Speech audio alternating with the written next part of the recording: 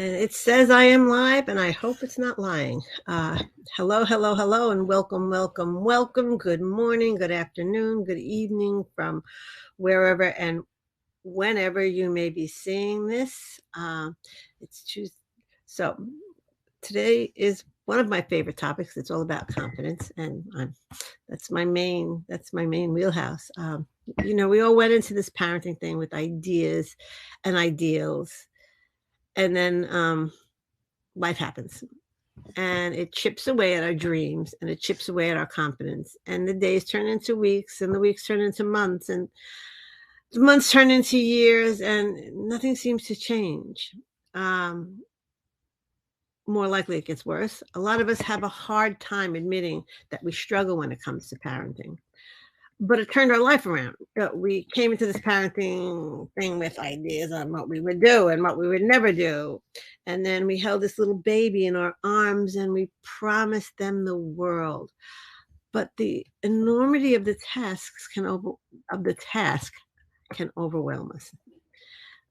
We do and we say things that we thought we never would. And sometimes we're frazzled. Often we're frazzled. We're not organized anymore. We lose our sense of self and we become Nick's mom or Ann's dad, and our self esteem takes a nosedive and our confidence is gone, or at least very diminished. We read all the books, we follow the advice, but what they say doesn't work for you. You're still not getting the results that you want. And you speak to friends and colleagues, but it turns into either just a gripe session or can you top this? We work very hard to give our kids everything, but they don't seem to appreciate it. And it never seems to be enough. We've reasoned, we've yelled, we've punished, we've cajoled, but it doesn't seem to do anything. It doesn't seem to make a difference. So we worry. So we worry about poor grades, we worry about rude behavior, we worry about the future. Not that we don't love our kids, we love them to death. And most of the time we relish being a mom, but there are forces that harm instead of help us. And we want to turn it around. So, how do you do that? First of all, number one is stop beating yourself up, because all that gets you is bruised. Invest in yourself. Do something that you like to do every day. You can't fill for you. What is it? You can't fill from an empty pitcher. You can't fill a cup from an empty pitcher. If you're not taking care of yourself, you are the architect. You are the role model for your family.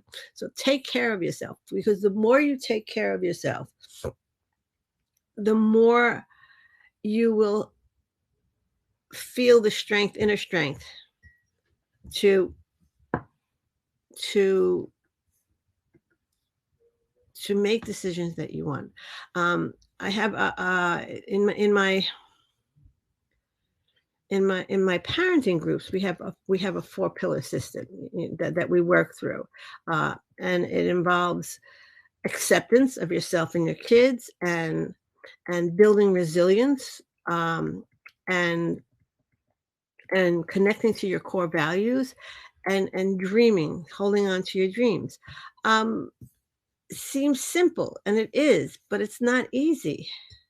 My programs deal with the foundations of the mindset and the 4 pillars of confidence. As parents, we have a tendency to second guess ourselves, and we have to second guess our decisions. So we're worried that we'll make the wrong decisions or screw it up. So we do one of two things, or both sometimes. We either avoid making the decisions, because if we don't decide, we can't be wrong. But that opens up a whole nother can of worms. Or we make the decision, but then agonize over whether or not it was the right one. There are so many things outside of our control that we waste our time trying to control. But here's the thing.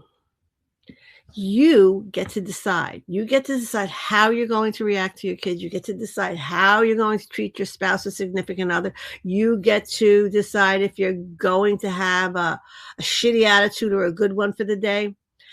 You get to decide that. You get to show up for yourself, for your family, for for the world the way you want to show up.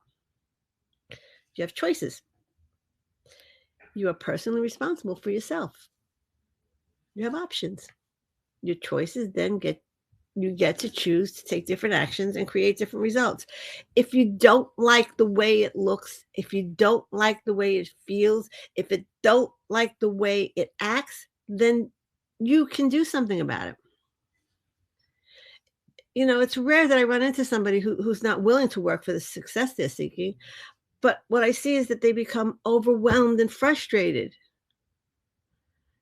because life is chipping away at their confidence and at their parenting plan. And trusting your gut is key here. And it's so stop beating yourself up, invest in yourself and invest in your family, spend time together, enjoy a meal, movie, and activity. Then if you're still having a really, really hard time, invest in parenting. All of the above can be accomplished by investing in a coach. We have personal trainers, we have tennis pros and golf pros, we have business coaches, we have tutors for our kids. Yet, for the most important job in our lives, raising the next generation, we choose to go it alone. Building your confidence is key to giving your kids the life they want and for you to have the life you want. Maybe you thought the thought of a parent coach makes you uncomfortable or embarrassed. Maybe you think things will change if you do it on your own. I have to tell you, they really do. Whatever's the reason, deep down you know that it's an excuse. Become the confident leader you know you can be for you, for your kids. Improve the quality of life for yourself and your family. Implement the things. Find the patterns in your life that are not working and tweak them so that they do work. And if you need help helping people just like that helping people overcome that frustration and that overwhelm is what fuels my fire and why I do this. So please don't hesitate to ask questions. Don't hesitate to ask other people to come into the group so we have a vibrant group. And if you need more help, let's set up a call. That's it for today. I'm done.